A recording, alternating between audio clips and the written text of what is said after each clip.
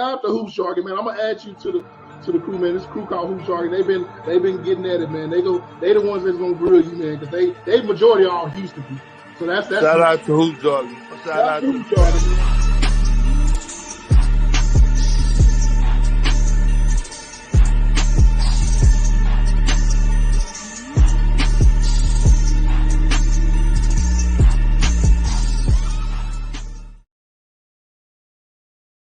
What's up, everybody? Straight No Chasers Cowboy podcast back in the day. Back in this thing. My boy Richard Walker Darron dropped down. He just was with us. The show must go on, man. Shout out to early birds in the building. Shout out to Dex Crockett. Keep the momentum going. Shout out to Logan, Hoop Jargon. You know what time it is, man. Oh, there you go. Early in the morning, straight to the chaser. There you go.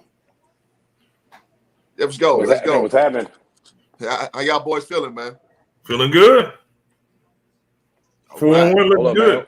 Why do you sound like you chopped and screwed, bro? Who, me? Yeah. It sound like you chopped and screwed on my end, man. What about now? What's going on? Is that me? How do I sound over there, Rich? You sound good on this here. Okay. Oh, yeah, man. Both of y'all. Let me leave and come back in, bro. Okay. All right, yeah, do that, man. Go ahead and let T-Mobile get off the Jason Garrett playing and get the program. That's where you go, man. It's how you know it's real, man. Yeah, you know, sometimes the connection ain't agreeing. Hey, boy, they don't want to see Cowboys surviving and thriving. Shout out Bossy, man. Shout out to my boy Big Spell. Get into it, man. So, Rich, man, how you feeling about your 4-1 Dallas Cowboys right now, sir? Well, feeling cautiously optimistic. Anybody who knows me, who's been around me, know that I've probably been one of the biggest critics of this organization over the past 25 years because we've been on this ride before. We've been in the middle of mid-season runs or early season runs. We get to the end of the season, and then there's disappointment waiting for us. It's that big bright light at the end of the tunnel. We've been there. Well, I should say us Dallas Cowboys fans have been there. Affiliates ain't been there because they jump off, before we get to that point. So for those of you that are fans, you've been down this road. You know better than to get too caught up in this. Now, as we speak right now, they're doing an outstanding job on both sides of the ball. Dak Prescott's playing on another level. The running game is working like clockwork. We're moving the ball. We're putting up yards. We're putting up points. We're scoring points. We're controlling the clock, controlling the tempo. The defense, without, quote-unquote, two of his premier pass rushers, is getting pressure on the quarterback. They're creating turnovers. They're stopping the run. They're doing all the things that you would expect for a successful team to do without those key guys in there. I forgot D. Law wasn't even playing. To be honest. Wow. That's huge. That's huge. And we have the in my opinion, as if the season ended today, Trayvon Diggs is the MVP of the defensive MVP of the league. So you can't ask for much more than that. So to their credit, they're doing what they should be doing. They're taking advantage of any opportunities that their opponents give them. The game planning, the play calling for Keller Moore has been outstanding. A++ for him in regards to offensive play calling. They're doing an excellent job. So you can't take anything away from them. And then to the people who are very ignorant and just want to find a reason to hate, they want to say, well, the NFL handed the Dallas Cowboys a schedule, an easy schedule. Let me take a second and explain to you how the NFL schedule works. It's division opponents, and then they all have the same conference, division versus division. And it goes on a rotating schedule. So you don't know if the AFC North, AFC South, AFC East, AFC West, if they're going to be in the down here. This schedule was done years ago. Stop the BS. And then at the very end, they matched two teams with similar records.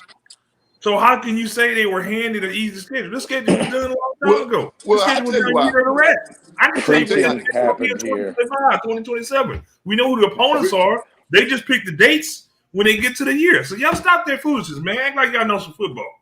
Man, listen, I'll tell you how they can say it because it takes no time and effort to just say anything. You can just say something because you look at it and you eyeball it. Oh, well, they cheat for the Cowboys. Well, goddamn it, 25 years of no Super Bowl shit.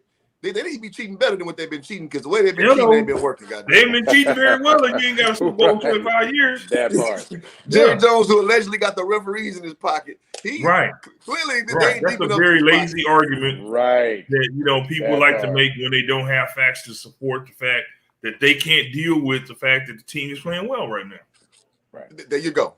Because why? It doesn't compute with the narrative. Narrative is like we suck. We got so much pomp and circumstance. We don't have substance.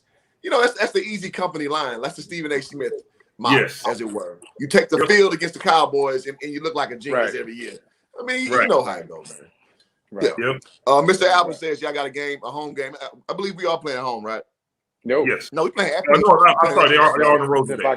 They're in New England. Yeah, we on the road. Yeah, we had like a million home games. Now we back on the road.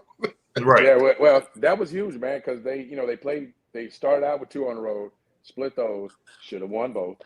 But they had 3 home dates in a row, which you really don't see that much, especially early in the season. And they took care of their business, to Rich's point. Well, people got to understand the business also. You're going to have bowl games and you're going to have a couple of big NCAA games coming up at Jerry World.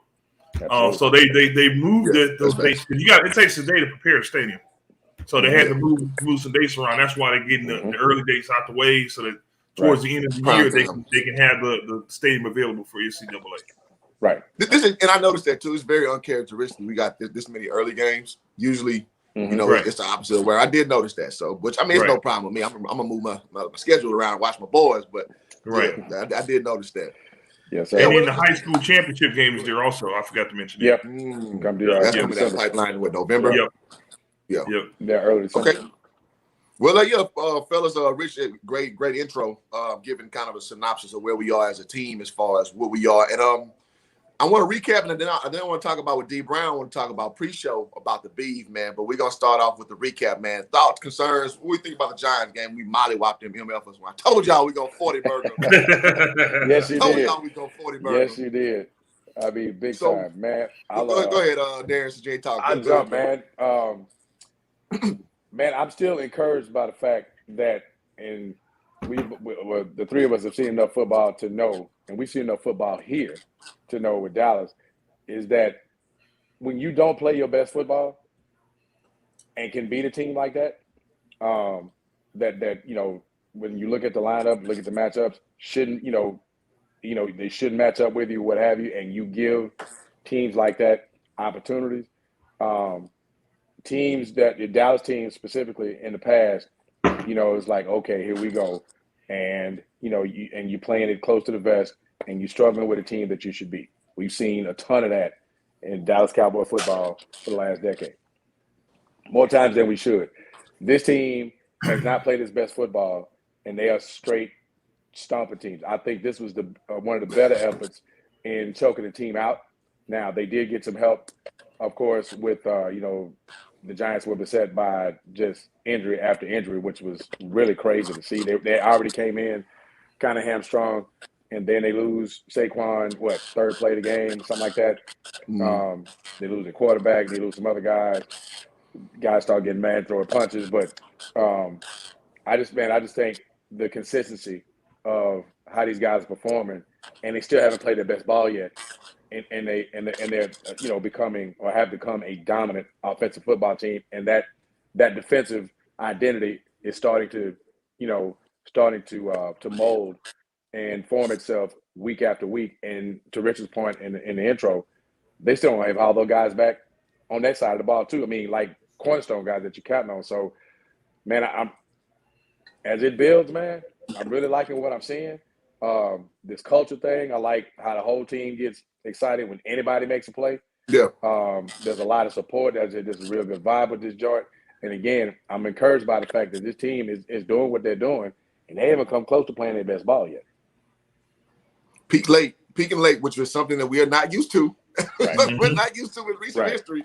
And I want to see what's coming. Rich, I'm gonna let you go. Say we bragging about beating Giants. Well, the Giants are a division opponent. I don't care who. They're an NFL team. Y'all got to stop that. You got to stop that. The Giants are an NFL team who beat the New Orleans Saints week 1. Mm-hmm. Anybody home? Hello? Who that? Remember who that? one of your Saints fans all the time. They went on the road and beat them.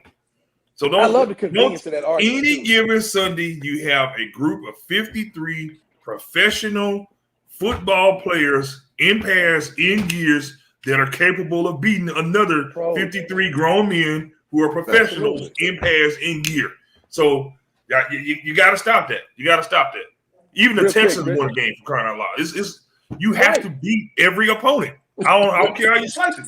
You have to go out there with a game plan, with players, with personnel, and you have to execute every single Sunday. If you don't, you lose. Period.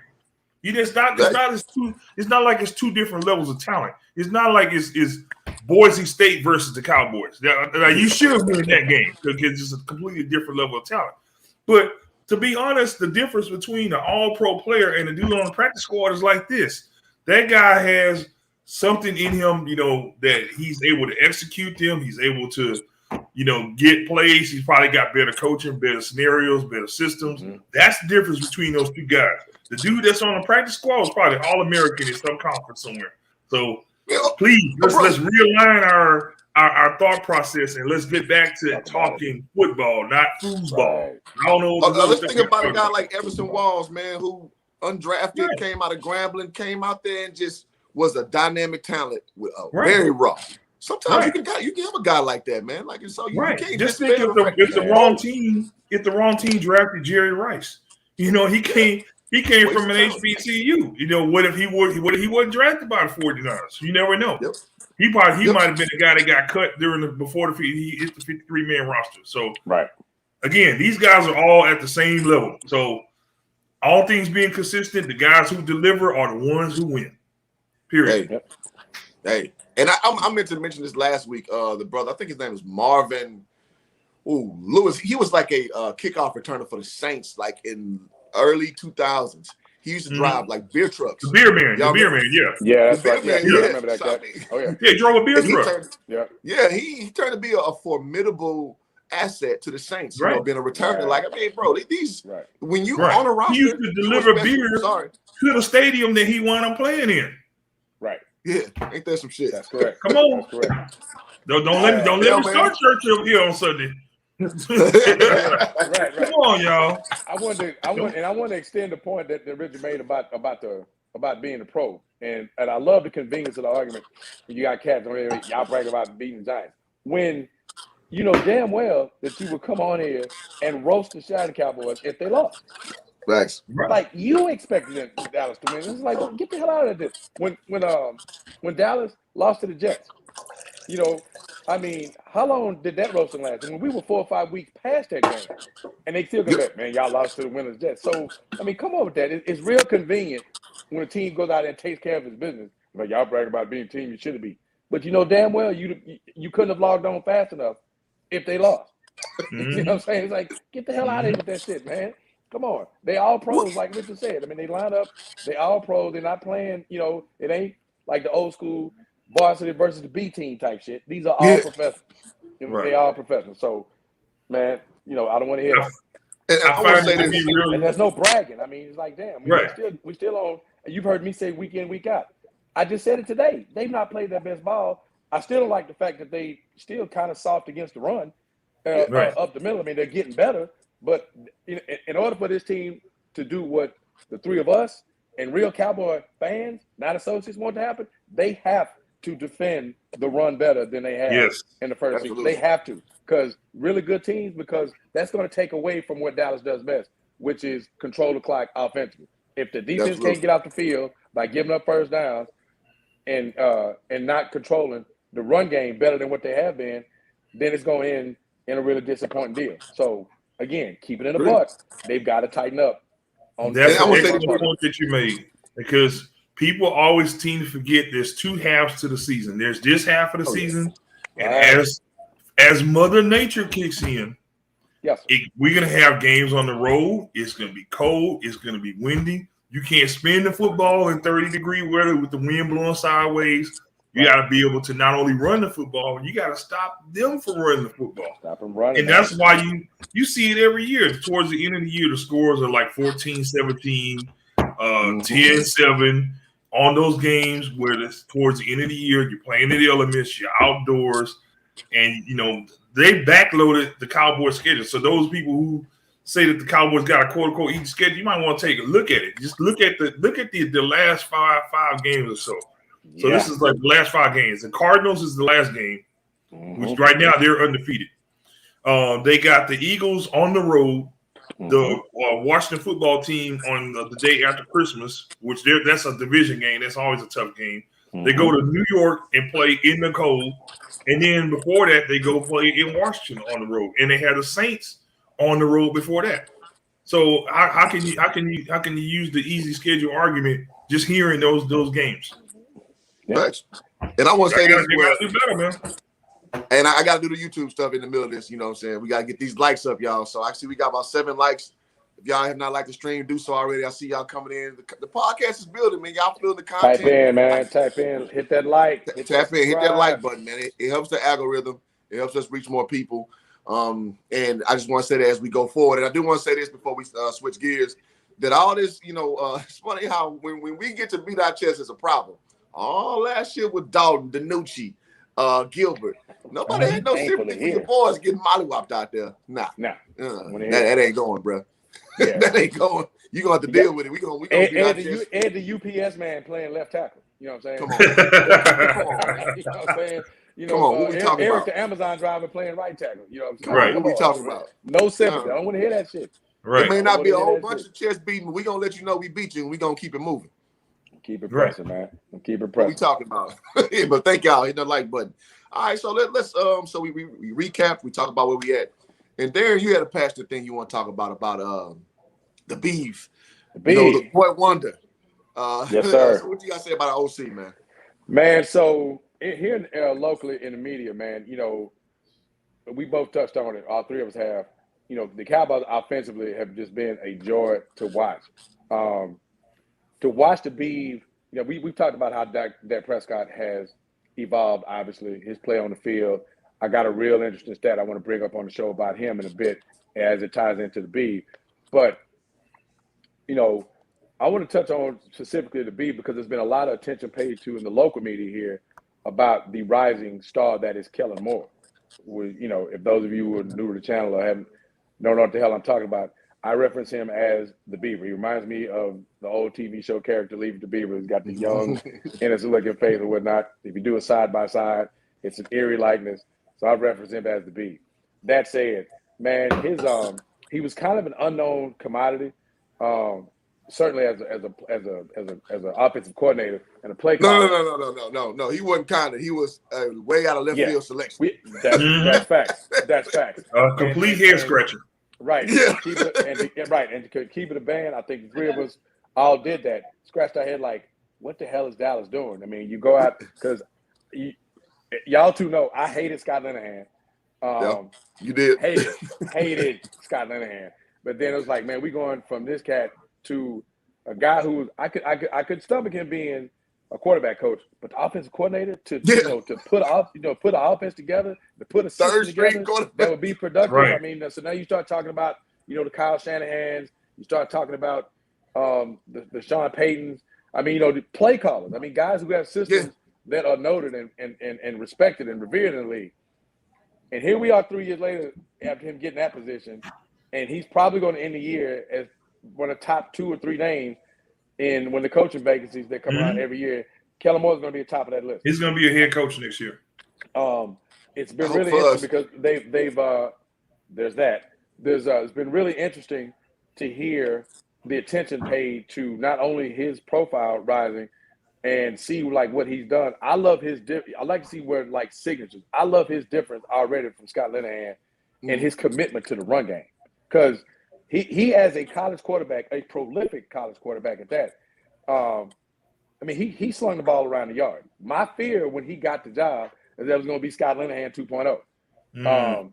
Being overly cute, even though Lucky Whitehead play still exists. Being overly cute really shouldn't be. There we go, Lucky Whitehead. You have to work it in. But for the most part, man, the way he's been able to work in this dynamic with this 1-2 punch in the backfield, the way he's been able to work in the dynamic of having 2, not necessarily dynamic, but really productive tight ends. and keep them in the mix, and to keep that balance, and with a commitment and play off the run has been crazy. And his relationship with Dak, again, I referred to it last week. Kudos to the Cowboys for keeping him around. When I thought for sure he was going back to his alma mater where he's next to God at Boise State. And but you can see, man, that he and Dak are so much in a synergy and on the same page. And Dak has completely gotten comfortable and mastered this system and this offense. And I know it comes with, if the Cowboys going to have the success that we all three want them to have, they're going to have to deal with that when it comes. They even interviewed Stephen Jones early in the week talking about that. He's like, man, look, if we have a successful season, then, you expect that, your guys who help you get there are going to get interest to become head coaches. And, we'll deal with that when it comes, even Dan Quinn to a lesser degree. But I just think, man, it's been really cool to watch this dude evolve as a play caller. And I'll land with this, man, that play to seal it. I mean, that fourth down play that he came up with a couple weeks ago. I mean, plays like that, it's like, brother, or even the touchdown where you fake the toss to Zeke, they pull it back, and then toss. I mean, he just completely frozen back. I've never seen that play. Aikman on the broadcast was like completely thrown off. Like, man, that was one hell of a play design, man. And this is I just like that innovation, that new face, and that is here. And it's like, man, you like to see, like, the Dallas quarterback is completely bought in. Everybody else is bought in. And right now, man, is it fair to say that this offense is virtually unstoppable? Virtually. And Bricks, I know you about to cook, but let me say two little tidbits to Darren's point, and I'm gonna let you cook. A few crazy backstories with Keller Moore. He was actually supposed to be the incumbent after Tony Romo went down. Yes. And so Dak stepped in. So he already got that synergy. He knew what he saw early with Dak Prescott. So they got that initial chemistry early on. That bond. And an interesting backstory at that. So Dak beat him out for that spot. As you remember, Dak being with a fourth round, he was a throw-in guy. That wasn't nowhere. Compensatory pick. Yeah, he was a compensatory pick. Compensatory pick. By the way, since we got this extra pick, here's this guy with some potential. Yeah. Oh, let's take that's Dak Prescott. Yes, sir. So that's crazy. So first they tried to get Paxton Lynch, by the way. They tried to trade to get Paxton Lynch. I remember that. Lord, thank you. That'd have been tough. But they called Denver, and Denver said no. Thank you, Denver. Appreciate that. One time. Solid. So that's where it starts, with the Keller Moore story. And then one thing I did like when he first got the job, we was all scratching heads like, this dude, like, as if you watched him play, he never really stood out to you. He never did anything worth a damn. But he got the Boise State, upbringing. We know Boise, they are not afraid to bring the tricks out, man. No. And at the highest level, too. You remember when Oklahoma, they beat them with that gag play with the guy before him. I was just like, whew. I was like, you had the nuts to call that against OU in a ball game? Shit. So he got that pedigree under him. And then when he got the job, one thing he said was like, I'm going to tailor this offense around Dak Prescott. When I heard that, I was like, okay, I don't know a lot about Keller Moore. I know he's been in the system for a while. If he says that, then I'm with him. And he don't, and it's funny, the aesthetics, he don't look like a coach. He looks like a damn 7th grade gym teacher. He looks like a videographer, bro. He looks like a statistician. Like, man, pull up that film of whatever. You know what I mean? He doesn't look like the guy that's in charge, bro. The air he's in charge. He looked like a fuck boy. Let's just say it. A do boy. Let me say he like a do boy. Hey man, go over there and get that for me. Go over there. That's what he looks like. Just being honest with your being reverence. The being. He's like the guy that owns a club, but security with Carter on the way in. Exactly. This is my spot. What are we doing? So, but the first year I saw he was kind of unleashing Dak, having him being more tempting up the field, trying more things, and I like the development, the potential development. Now the problem is we getting our ass kicked, so he was getting all these yards, but they were kind of empty calories. You understand what I'm saying? Fast forward to now, 3 years under the helm, it's like it's a masterpiece. It's Rembrandt. It's Picasso, and it's crazy. And like Darren said, I'm so scared that we're gonna lose him because you got to start reading tea leaves early. So Mike McCarthy, Yeah, we might have to. Well, yeah, because that puts him in a position where he calls the plays, and like when we saw what happened with that in Green Bay, it's like, and not okay, man. Let me say my positive vibe before we move off of this clip, man. You segued perfectly into the stat that I texted y'all right before the show. So to get an idea, tied in perfectly to the clip's last point of how it's manifesting itself into Dak's growth and development and evolution as a top-tier quarterback. So the Cowboys coming to this matchup, Dak Prescott is against man coverage. I love these types of stats. Coming into this game, Dak Prescott is 4th in the league in QBR at like 88.2 or something. His average per attempt is 9.9, which is 1st in the league. So basically, Dak is walking to the line and seeing man coverage. And he throws a first down every time. And I want all y'all out there, and all the Dak detractors, and you know who the fuck you are. All the Dak detractors that got on Dak's ass about being, Dak and dunk, and Dak can't throw pass by man. Dak don't attempt to pass. He's leading the league against man, not zone. Not zone. Man coverage, which means there's a tighter window, which means you are completely comfortable with letting that thing flip. And he is throwing it further than anybody. He's attacking man defenses better than anybody in football right now. That includes Mahomes. That includes Herbert. That includes Brady, everybody. Name who you want to name. That includes Kyler. All of whom I just named, I'm fans of. But to see Dak Prescott at the top of that list is crazy to me. And guess what? And we're going to slide to the segue. The Patriots, 2/3 of the time, 6 to 7% of the time, they are in man coverage. And with that, back to you. I'm gonna throw this little bit of seasoning into the pot also. He's doing all of the above that you just mentioned without his complete offensive line. Bingo.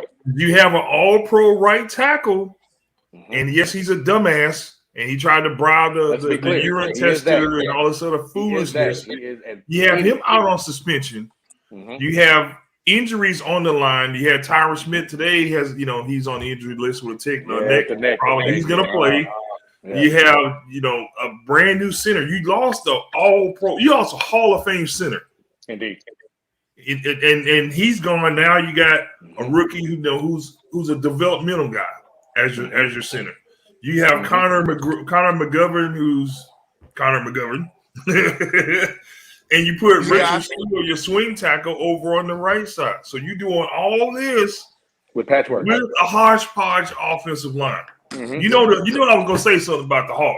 I was gonna say something about the line. But everybody say we got the best offensive line. Like it's the same lame story. Oh, the Cowboys line. It's the same lame excuse that they have for why Emmett has the rushing record. The Cowboys' Great Wall was only in place for 5 years. How many rushing titles does Emmitt Smith have? While Barry Sanders was in the league, he got 3 with Barry there. He got 2 Super Bowl MVPs and 2 MVPs while Larry Allen was in college.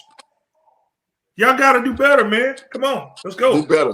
Do better. Shout out to Ed Learn, man. Shout out to Ed Learn. I got to say that. And it's a trip, Richard, on that deal, because I love hearing that 90s line. I said, you do realize that the 2016 line per man was way more accomplished than any line they had in the 90s. Right. They brought Chris Warren in from Seattle. Right. They brought Chris Warren, who was a Pro Bowler from Seattle. Right. The year that Emmett had the 2-game holdout, what happened then? Why wasn't Chris Warren successful behind that same line? Right. Emmitt Smith comes back, they go 14-0 and win the Jubilee. You got to do better. You come after us. You got to do better, man. You got to do better. We got to start that hashtag.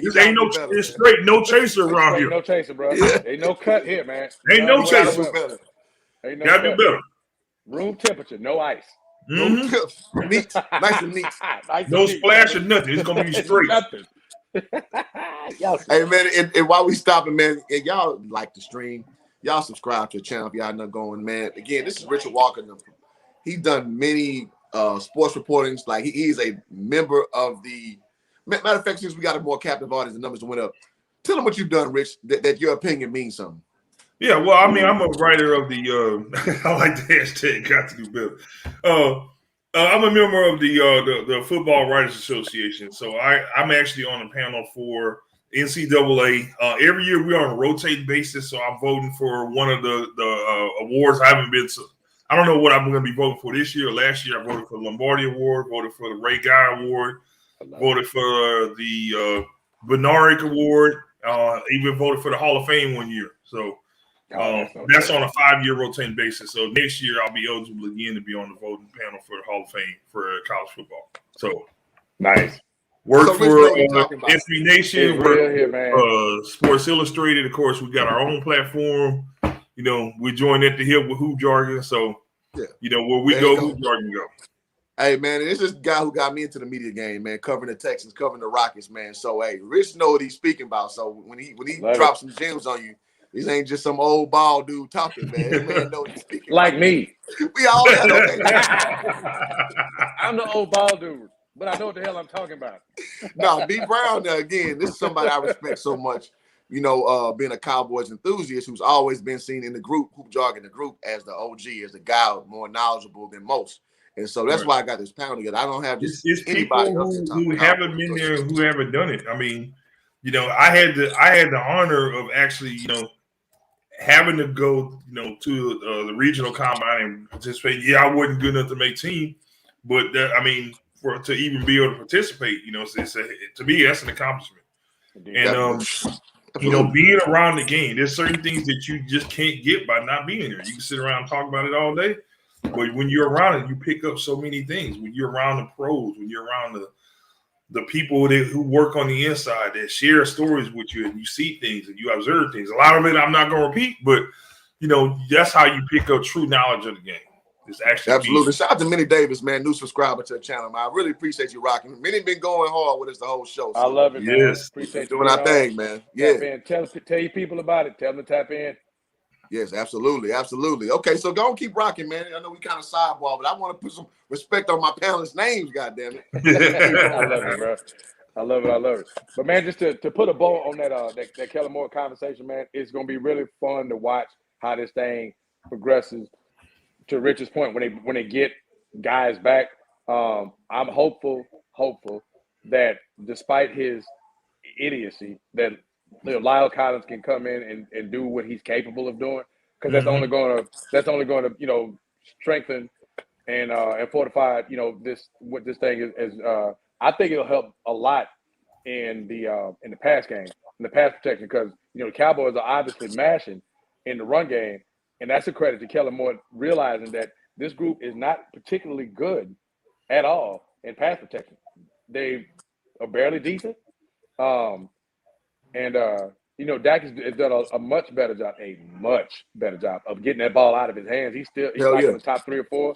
So that's why the sack numbers don't really reflect, or it kind of hides, if you will, a noted deficiency that the Cowboys have in pass protection.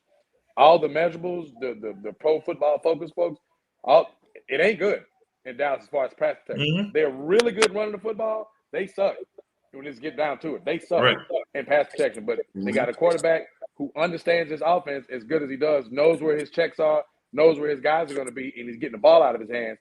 So he's covering up a lot of their deficiencies. So hopefully the return of Lyle Collins and some other guys coming back, Michael Gallup, you know, hopefully he's back soon. Shit, I forgot about Gallup. Right. You forgot about Michael Gallup. You're doing all this without the third best receiver. Cedric Williams stepped the hell up. Exactly. We got the Cedric Williams. You got the Cedric Wilsons and the Noah Browns of the world.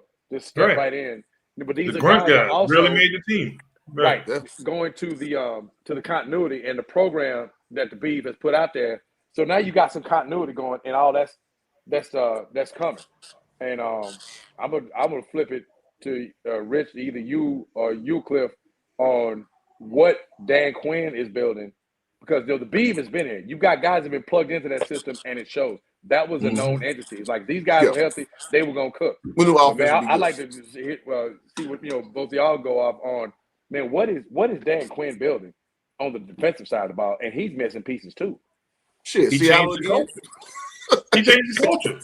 Yeah. He changed the culture. If Great you recall Yeah. the past, oh God, on the whole Rod Marinelli, Salute SB, man. Salute SB. Richard era was. Hey, I'm gonna be bend, talking in the don't middle of break. these because I know y'all like to rock, and I gotta get the YouTube stuff going. So don't stop. Just keep going. All right, sorry, Rich. Yeah, it's been bend, don't break, but we've been breaking, then bending afterwards. With this. Right. I don't even know what you call this Marinelli crap. I'm glad he's gone. I'm glad that the whole regime is gone. There were a lot of people that are pissed and saying, well, Richard should be pronounced. No. Richard was cut for the same cloth as Marinelli. He needed to go too. Like, you needed that whole defensive scheme and mentality needed an enema. Like, we just needed to wash it all out and start over. Yeah. So I'm glad he's gone. I'm glad the stench of the Marinelli era is gone. Dan Quinn, I think he's proven when he went to Atlanta, he's not a head coach. No offense to him, that's just not his thing. So he's in a situation where he can focus on what he does best. He drives guys to get, and he puts guys in a situation where they can utilize what their best skill sets are. Right. So he comes in, first of all, changes the culture from not bend no break to that ball is ours. I think that's the biggest thing is that ball belongs to us. Yes. Take it away from them. Put pressure on that quarterback, hit guys when you're in coverage, jump lanes, take chances. It's okay to get. I'd rather you get beat trying to make a play, trying to make something happen, than you to take a angle and try to get someone from underneath you. Have a bad angle, you miss a tackle, you turn a 3-yard play into a 33-yard play. Right. That's what we've been experiencing over the past 4 or 5 years. Yeah.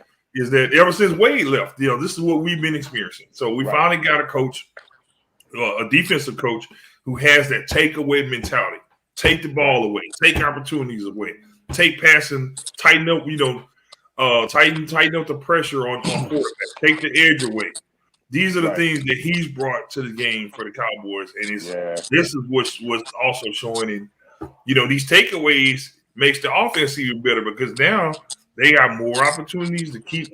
Offense is based on rhythm, man. The more opportunities they get, the better they're going to be. So the longer they're on the field, especially with that line, like as you mentioned, one of the better run blocking lines, they can eat the clock up. You take away half of the opponent's playbook. You force them into bad situations, and it's going to make things even better for defense. So that's what you're seeing right now is that synergy between takeaways, time possession, moving the chains, scoring points, putting opponents in bad situations. And actually, one of the things we haven't talked about, special teams has done a much better job also. Yes, they have. Special teams, even though we had the situation with Greg missing extra points and field goals early in the season, he's corrected that. Yeah, I know that's bad. He's corrected that, it seems. And then also, we're having better placement with punts and kickoffs and, Man, talk about that punter for a sec, Rich, because, you talk about, an unknown. He's a weapon. Come on, man. But this dude, for the last. Anger's a weapon. Now, imagine. Yeah. Thankfully, he doesn't punt much. But man, when he does, he flips the hell out of the field, bro. I was like, God, man, he's got, where the hell did he come from? There was a drive, I want to say, right after halftime last week, we punted the ball. And I want to say we were probably, within our own 25, and then, it was a net 60 yards or something like that. Right. I know the play. He completely flipped the field because it was you're inside.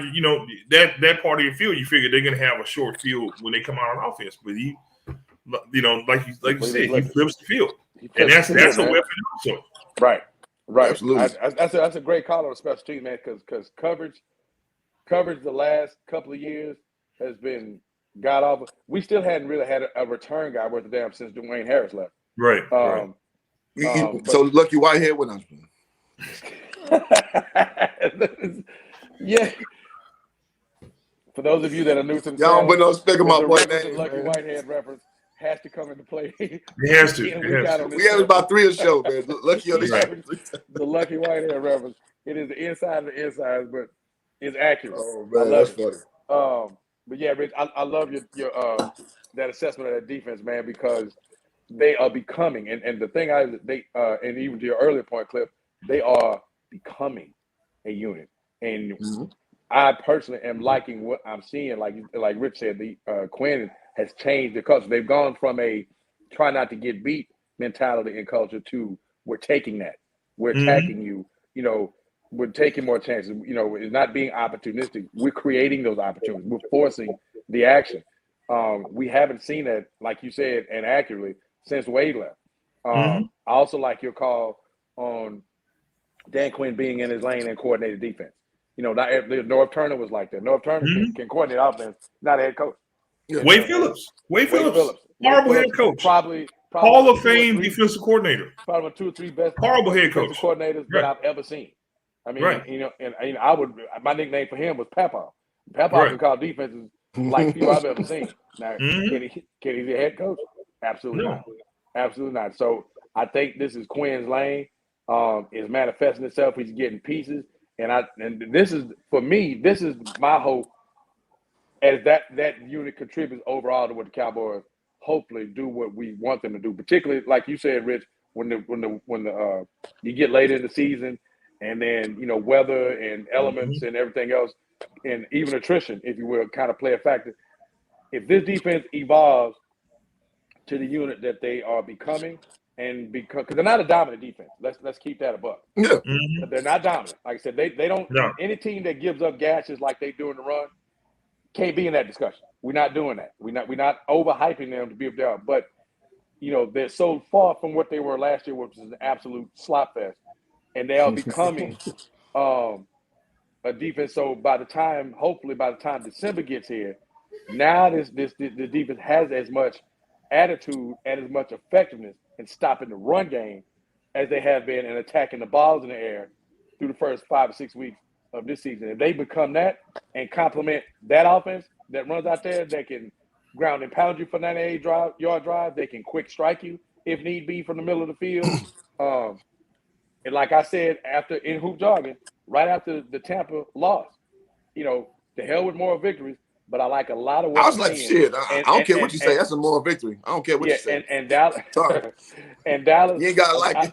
I like what I was seeing from this team. Is like, man, my exact quote was, even then, after that loss, you can look it up. This team is going to be a problem in December, and they are pushing towards that very thing. I hope they keep that going. Absolutely, man. I want to say another guy who reminds me of that ilk is like a Romeo Cornell kind of guy. Just more or less a lifetime assistant, gonna flirt with coaching, but he's not a head coach, man. And if you've been in any locker room, you know, some dudes got that gumption and some dudes don't. You know, it is what it is, man. It is what it is. Some people are just meant to be a very great assistant. And we'll find out if Keller Moore is that kind of guy with time, because you still got to be a leader of men. You can't just be boy wonder. You got to lead men at the end of the day. Well, if it don't work out, you're welcome to come back. I was like, man. But, you know, again, we're going to keep a seat at the cookout for you just in case. No doubt, man. No doubt. So I had to ask this question, man. Well, hold on. Before you move forward, I want to say with Dan Quinn, one thing I will say to kind of put a bow on it is he's giving the defense an offensive type of swag.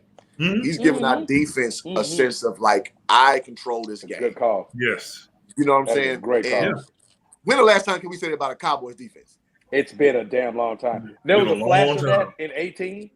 Yeah. A flash of that in 18, but, you know, I don't think it, to Rich's point, even yours, Cliff, I didn't see quite the culture part of it with that unit, like what Rich was bringing that forward with what Dan Quinn has brought to this thing. Because think of the aura. Exactly. That Diggs has created now. Like he has a reputation now that I'm going to sit on your route and I'm going to learn your receiver's tendencies. I'm going to look at your quarterback's eyes and I'm going to play the ball just like a receiver. I'm going to take that shit away every game. It's going to be one a game I'm going to take. Right. That is a mystique that it permeates, you know, X's and O's. It's just like you got a gamer out there. You got a dude, no matter what's going on, I know I'm better than your receiver. You better not throw it my way. The play he made last week when he caught the ball that was going out of bounds, like he was tracking that ball the whole time. He wasn't even worried about the receiver. The receiver was he saw the pass coming, he went after the ball. And if he had a few more inches of real estate, that would have been another pick too. That was sick. I like stuff like that. That just shows like it's not a gimmick what he's doing. Right. He's doing that deliberately, and he find the right situation. Like when he, who was the backup for the Giants? Glennon. Mike Glennon. When Glennon, when he aired it, I was like, oh, that's done.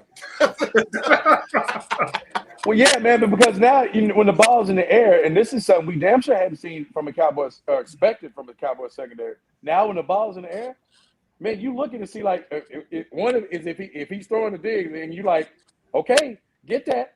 Get that. I mean, like we expect it now. He's expectation. That's exactly where I was going. It's like, bro, when was the last time we as Cowboy fans have expected Cowboys secondary players to make a play on the ball? And to Rich's point, because we haven't had that deal. They played like, let's keep them in front. Let's play not to get beat and get to the ball and tackle these guys as opposed to, man, fuck that. That's my ball.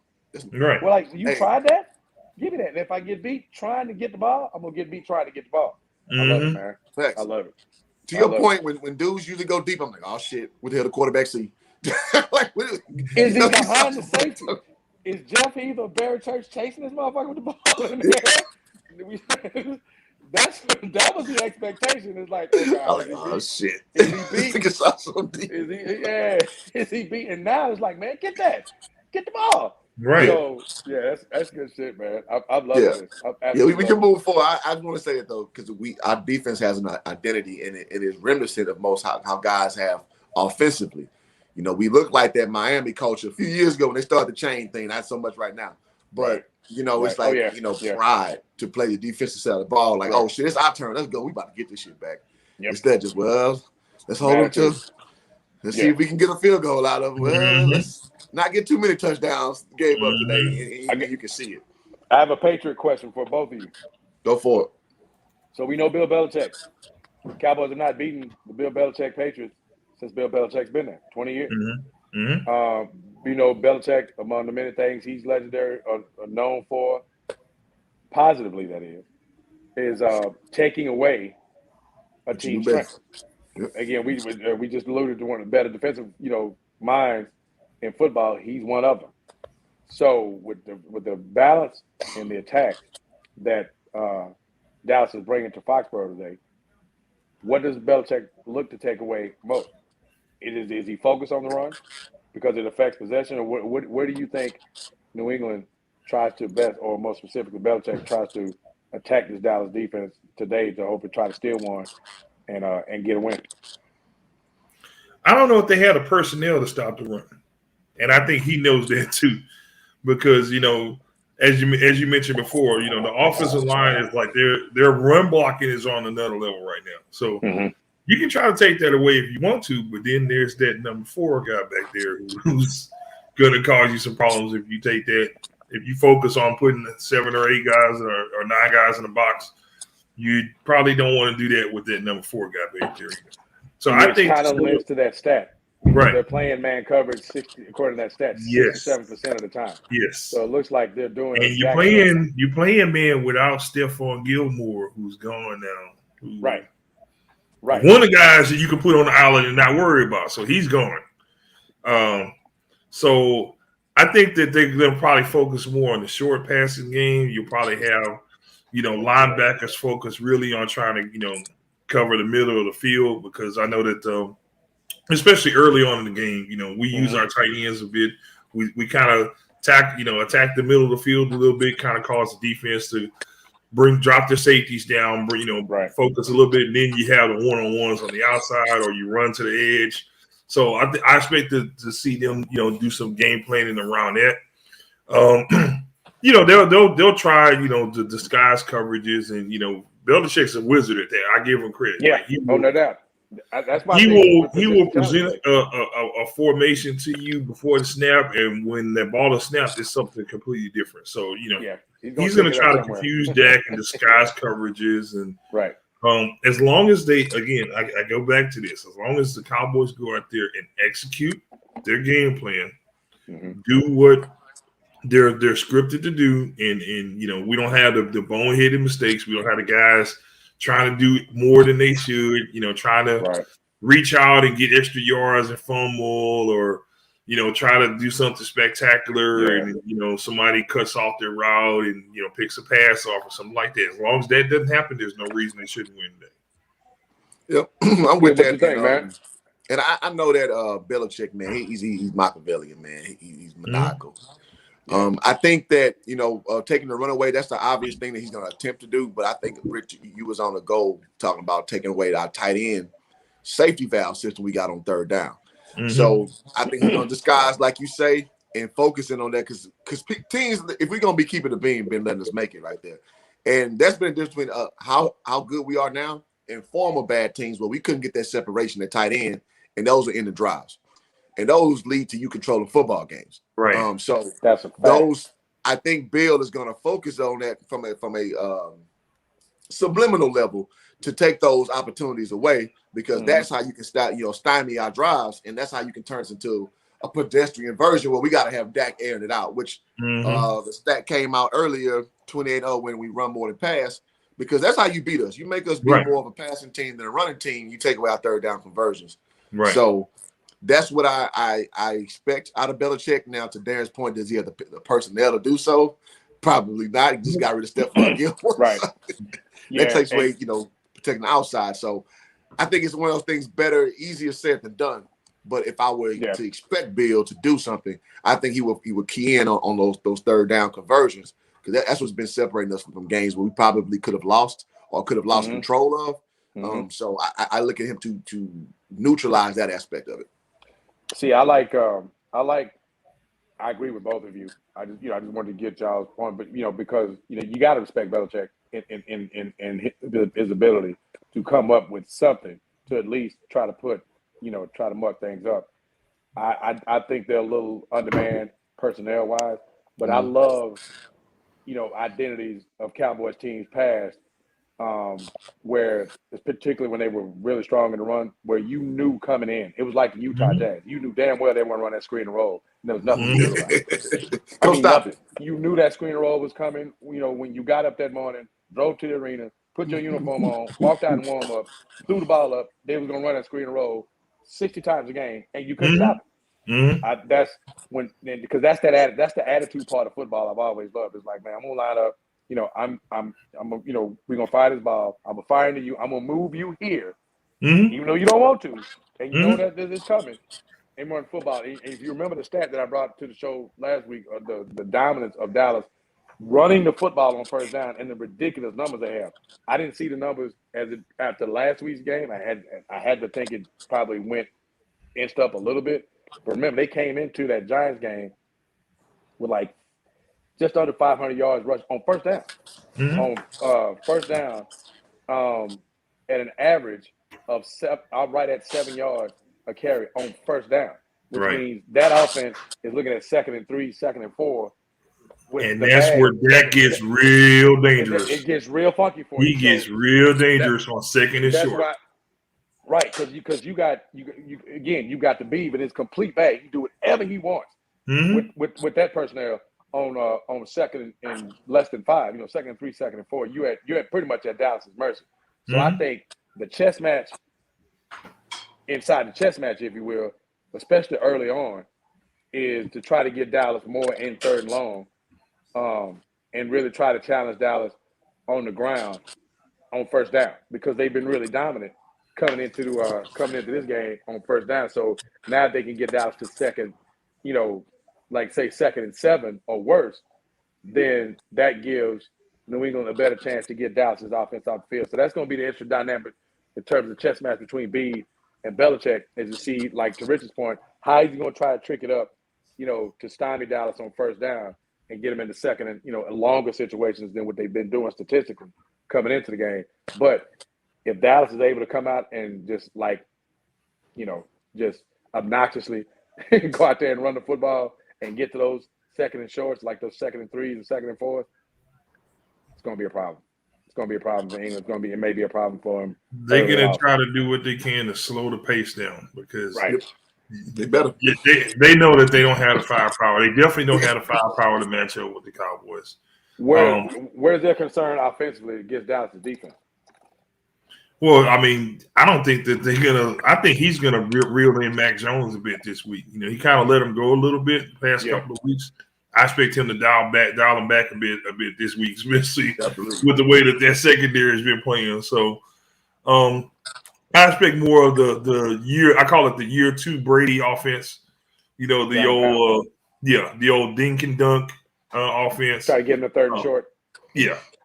And they definitely don't have any dynamos at running back with forgot who their starter is. I think he's injured for the year. The Patriots starting running back had a leg injury. I think he's out for the year. Oh yeah. I think I knew that every year, man. I don't keep up their running back anymore. Yeah. But he's out for the year. So I don't even know who the guys are that they have at running back right now. So they don't have that type of. They don't have the personnel. Are you surprised they just 3.5-point favorites? Oh, not really. I mean, you still have people out there, especially people in the media, who follows some of the same mindset that I mentioned earlier. That they have an easy schedule and like cut the crap, man. But again, Brent Jackson said Harris. What do you think about that running back? What's that? Brent Harris said it was Harris, the running back you were talking about. Yeah. There you go. Appreciate that. Okay. Shout out to Brent, man. I always say statistician. Brent always got something, man. Brent, he always got one. My man Brent. Shout out, brother. All right, man. Is it prediction time? I think it's prediction time.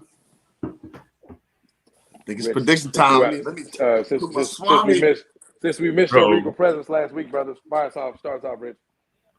I'm gonna go. They're playing in New England now. What's the weather like? 60s, slight chance of rain, like 30s. Yeah, I'm nerd enough to keep up with that shit. So, yeah,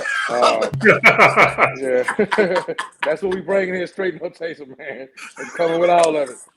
I look at the weather too. It's a factor. It's definitely a factor, man. It's a factor. In that part of the country, this time of year, you have to look at that. So, y'all remember that year was year before last, that crazy weather, that game that Dallas played against New England, man. That weather was everything in that game. Then we missed that damn field goal, and I was like, that part. Damn it, wind, rain, monsoon, whatever the hell that was. So they had that snow game against Tennessee where they beat the hell out of the Titans.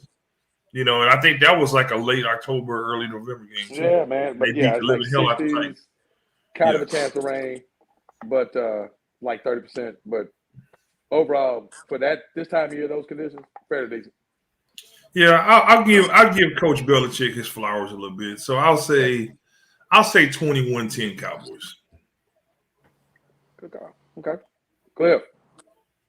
So I want to bring the burger out, but I'm gonna put the burger away this week because Belichick's just he's too busy. I got too much respect for Coach Belichick. I ain't gonna just lay it on a Belichick team. Especially I'm gonna put the burger away this week. I'm gonna put the burger away. The burger won't show up this week. I got Cowboys 23, Patriots 13. Okay, they offense ain't gonna be able to do shit. I'm right there with you. I got 24-14. Yep. About right. The game will look a little uglier than we want it to be. Right. Again, a chess master we going against. I think I got punched probably more than he has in the last 2 or 3 games combined in this game, and that's okay because I don't think the way he's able to flip the field. I don't think I don't think the Patriot offense has enough to go out there and continually sustain drives, especially long ones. So let's usually give up a big penalty or a busted play. I don't think they just line up and just kill you. So yeah, I think Dallas' offense stays on the field enough to control clock, get points on the board, score touchdowns like they have been, and 24-14, and we get out of there 5-1, going into the bye, try to get everybody healthy. And I don't care what nobody said, man. Damn it, in the Belichick. Right, the first time. That streak has to end. It's 20 Brady is without question to me the GOAT. But you gotta give Belichick his flowers, man. Don't forget who this man is. Because the New England Patriots were a force before Brady. He took that whole culture, turned that whole organization around. The Patriots sucked before Bill Belichick. Yes, they did. Yep. They were horrible. They used to get curb stomped by the AFC East every week. He went in there and changed things. He had them on the verge of Super Bowl with Drew Bledsoe before Brady. They were the number 1 seed. They were dominating. And then let's not forget about what he did in New York with the Giants. It was his defense that won that Super Bowl. Yep. Bill Parcells himself will tell you it was Bill Belichick who ran that defense when they won the Super Bowl. So give that man his flowers, man. Man, Belichick is a hell of a. He's one of he is to me is the all-time great. So that's why I got the burger. I respect Belichick, man. The burger ain't coming out this week. The burger ain't coming out this week. I got too much respect for him to even much respect. No, absolutely. All right, fellas, I love it. Well, all right. So I'm gonna say this before we peace out. I want to add this last little segment. And before we do that, man, y'all like the stream on the way out. Y'all subscribe to the channel, man. It helps build it. We giving y'all this raw Cowboys content. It ain't no fanboy shit going on. It's y'all surmised by now, you know. And so we're gonna do this every week, man. We coming at y'all every week. We doing this every year. So this is gonna be a consistent thing. So appreciate y'all for patronizing the page, patronizing the chat, man. So who you with, you know? And I want to end this after we do predictions, man. Lucky Whitehead Award. Who do you? Yeah, I love it, bro. Hey, I'm gonna get Lucky Whitehead and bronze doing a jet sweep, and we gonna put that. That is awesome. That is awesome. Oh man! Only on Straight No Chaser where you have a Lucky Whitehead award. I love it. That is Lucky Whitehead Award. So who you give your Whitehead call Award right there, bro? Last week. I love it. The Lucky Whitehead. Yeah. Oh man. Do we have a Lucky Whitehead moment? Just a game breaker moment. You just noticed that it probably wasn't. Like, don't do that again? Huh? Like a don't do that again moment?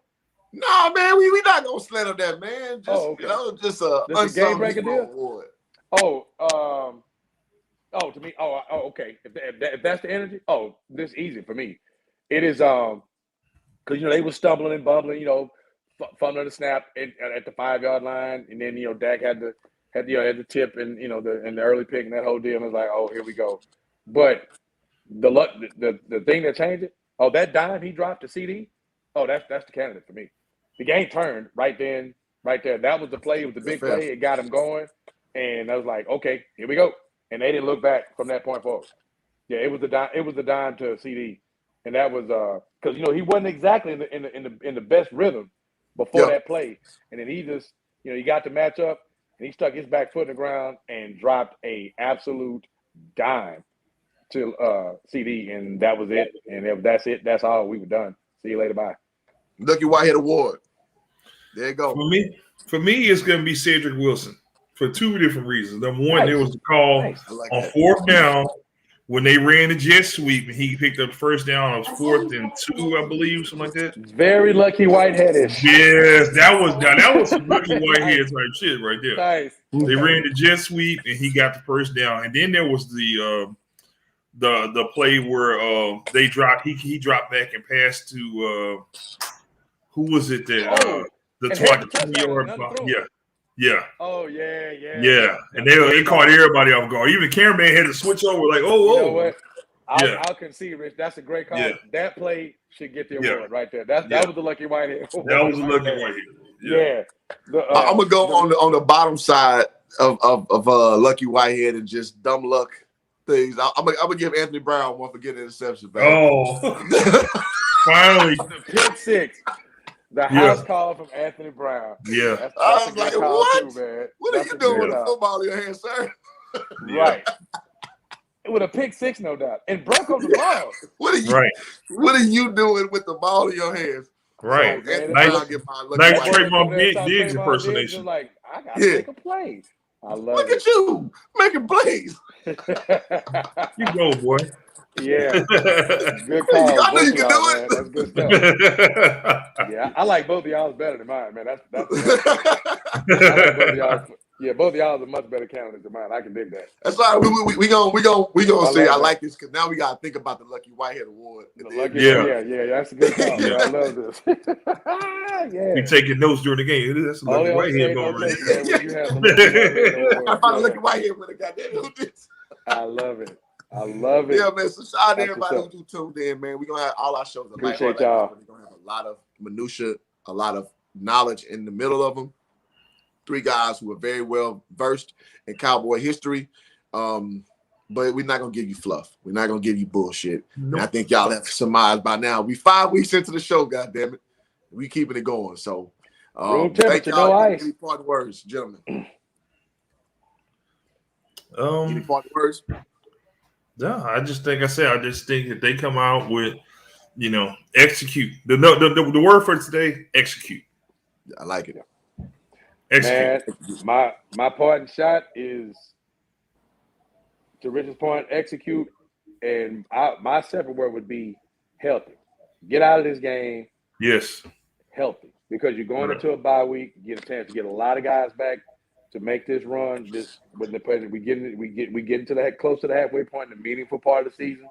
So get to this game, take care of your business, stay as healthy as you can going into this bye week, and come back in 2 weeks and ready to stretch this thing out. And We should have some guys coming back after the bye, right? Yeah. Lyle. D-Lock coming back? Yeah, I think. And Gallup? Much closer. I think Michael Gallup is in that conversation. So that's a big three coming back. Yeah, the big three coming back. And then you got guys that got some tweaks going in this one. Zeke with his ribs, Tyron with his neck. Trayvon's got a little tweak, of course, with his ankle after he tried to snag another pick. So yeah, get healthy, man. Just execute, stay healthy, get to this bye week, and come back in 2 weeks to make the stretch run. But most importantly, my biggest point shot, win the damn game. Beat Belichick for the first time. Win the damn game. Win the damn game. Yep. Let's go. There it goes. Well, Who y'all, you with?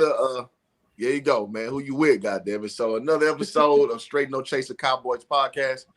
Y'all like it on the way out. Y'all subscribe to the channel, man. We're gonna bring y'all that heat every week, and Rich gonna have some ex-Cowboys on here. So don't think this is what you gonna get every week. We gonna up the level. And we're gonna bring some Cowboy haters on here too, because we fair and balanced. We want to bring some people from the other side of the spectrum. Yes, so sir. I'm, anybody that's out there that I think could bring value, even on the opposite side. We're not afraid to be challenged and have our views and perspective challenged. So we'll bring the haters too. We'll bring some alumni from some of the other teams that they're playing against. So it don't matter, I love it. Perfect. I'm gonna start a Twitter account so we can go out there and find where the haters at, where they at. So we gonna get this thing rolling, man. So thank y'all so much, man, for being a part of this, man. Everybody. Thank y'all for tuning in. No chaser. We out. Hold on, we gotta pull up one time before we exit out. What you got? Well, man, my bad. My shot glass is downstairs. What a whistle. That's all right. Go ahead and toast one time, man. One time I take this water bottle. Bang. Straight no chaser. Room temperature, no ice to the head. Room temp, no ice, baby. All right, guys. And let Kendrick Perkins take us to glory as always. Shout out to Hoop Jargon, man. I'm gonna add you to the crew, man. This crew called Hoop Jargon. They've been getting at it, man. They the ones that's gonna grill you, man, because they majority are all Houston people. So that's shout out to Hoop Jargon. Shout out to Hoop Jargon.